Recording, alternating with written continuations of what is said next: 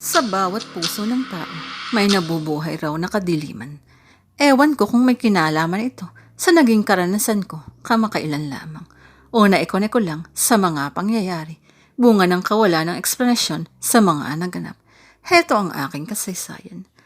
Galit ang naging dahilan kung bakit kami nagdesisyong mag-asawang lumipat ng apartment.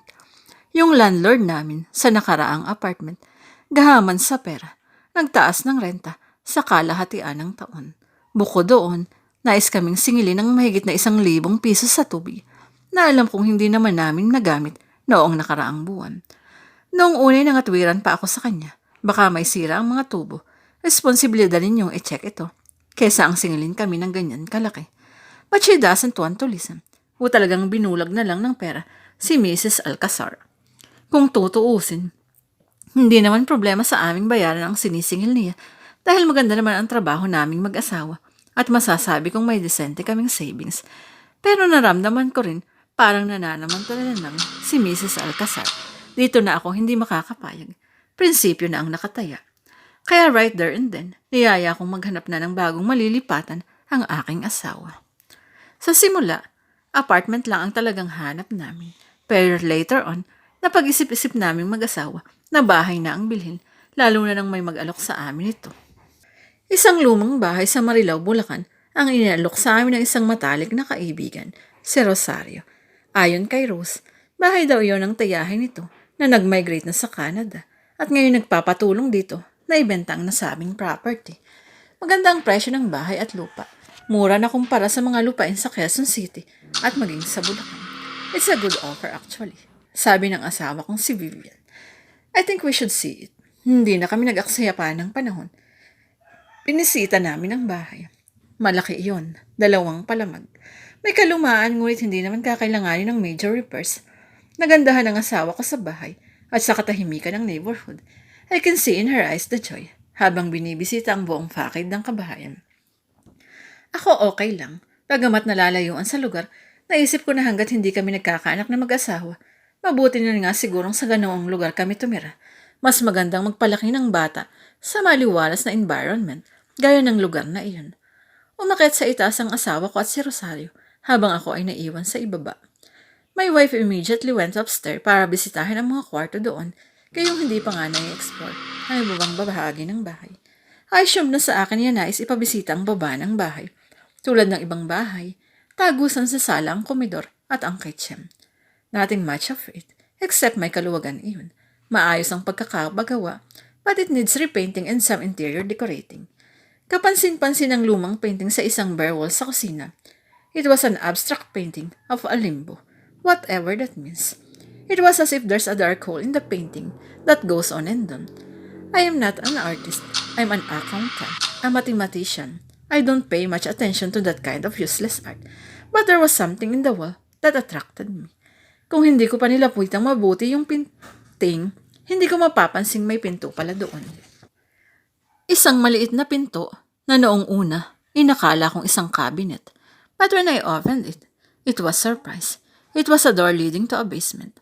Bakit hindi sinabi ni Rosario na may basement ang bahay? It could have been a selling point. Or at least to me it is, na nangangarap magkaroon ng wine cellar someday. Madilim sa loob ng basement. Pumasok ako sa loob. There was no light switch sa gilid ng hamba.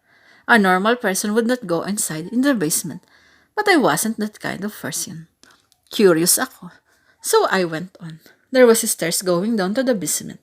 Dahan-dahan kong tinahak ang hagdan pababa. Bawat hakbang ko, naririnig ko ang sarili kong footstep sa hagdang gawa sa kahoy. Lumalangit-ngit na ang hagdan.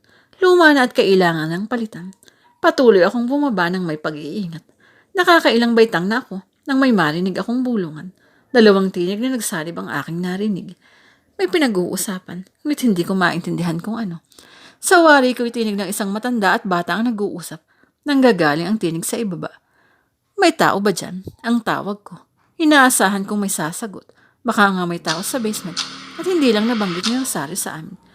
Ngunit biglang tumigil ang nagbubulungang tinig. Naisip ko, baka naistorbo ko ang mga taong iyon. Pasensya na. Aakyat na sana ako palabas ng pinto nang muli kong marinig ang tunog ng nagbubulong ng mga tinig. Then may nadagdag pa sa tunog na kanilang nililikha Ani mo may kumakaluskos na, sa ibaba rin nagmumula. Ewan ko kung matapang lang talaga ako o mababaw ang imahinasyon pagdating sa mga nitong bagay. Ipinagpatuloy ko ang pagbaba sa hagdan. Walang takot, dahan-dahan at maingat ang bawat hakbang ko. 1, 2, 3 baitang. Palakas ng palakas ang nagbubulong ang tinig. Palakas din ng palakas ang tunog ng kaluskos. Nakalimang baitang na ako pababa, ngunit hindi ko pa rin marating ang pinakababa ng basement. Binalingan ko ang pinanggalingan kong pinto. Bagyang nakabukas iyon at may kaunting sinag ng liwanag na nagmumula roon at tumatanglaw sa akin sa dilim. Halos parang ang layo ko na sa pinto. Higit na sa 7 talampakan ang lalim ng narating ko.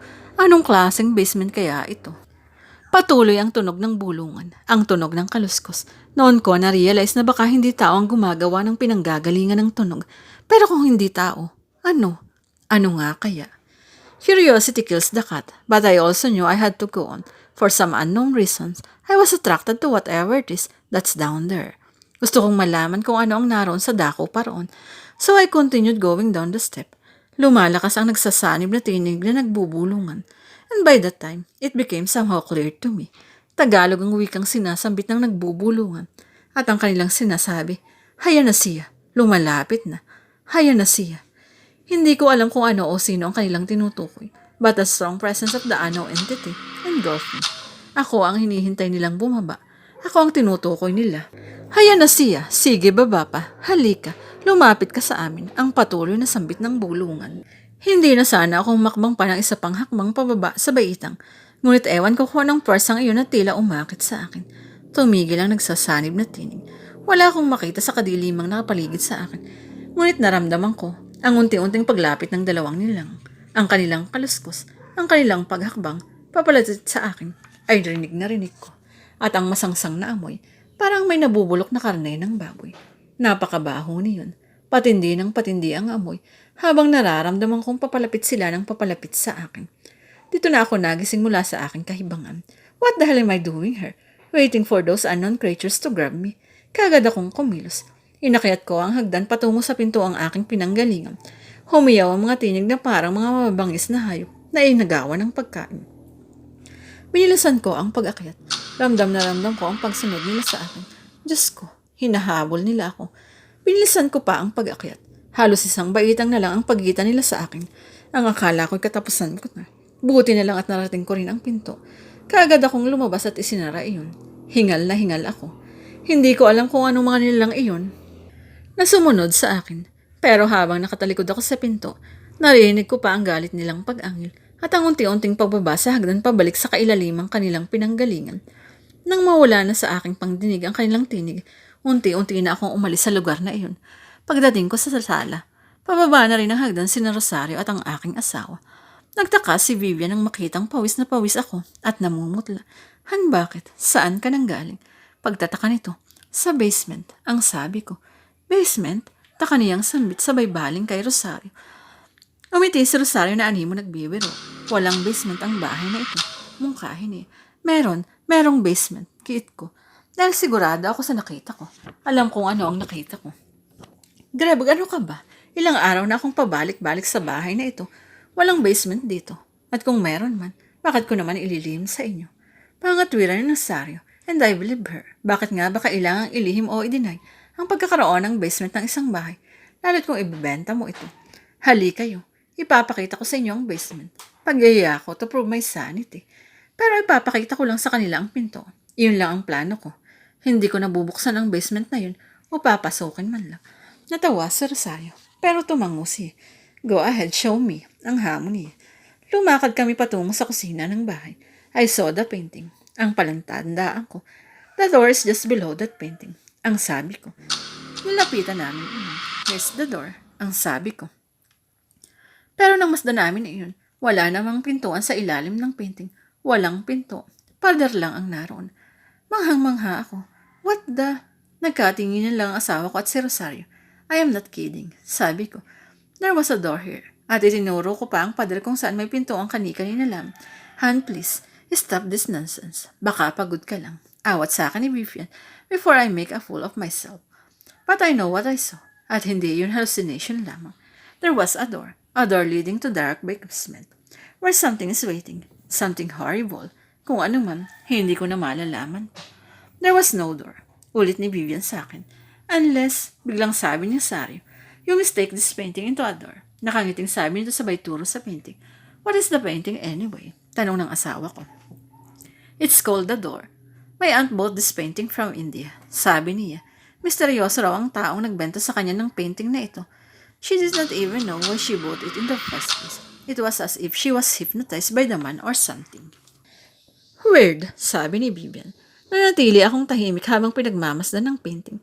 Noong mga bata pa kami, my cousins used to tell me stories about this painting. Ang patuloy na kwento ni Rosario.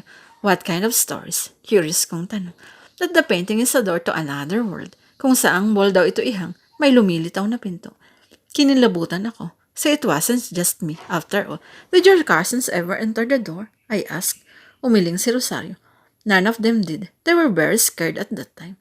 They should be. Ang tangi kong nasabi. You have no idea what's inside that damn door. Niyaya ko na si Vivian. Umalis kami kaagad sa bahay na yun as fast as we could. When my wife asked me if we're going to buy the house, simple lang ang sinagot ko. Hindi para sa atin ang bahay na yun. Humanap na lang tayo ng iba. Bakit? Dahil you were disappointed at wala itong basement? Pabirong tanong ni Vivian. Hindi ako kumibo. But as soon as we got home, I told her the story. And she was horrified. Mahirap ipaliwanag. Mahirap paniwalaan. Ngunit ang nakita ko ay katotohanan. Isang pambihirang pangyayari, oo. Pero naganap. Marahil marami pang unexplained things sa mundong ito na nag-i-exist. Isang mundong buhay na naghihintay matuklasan. Pero para sa akin, sapat na ang aking karanasan at naging encounter. Never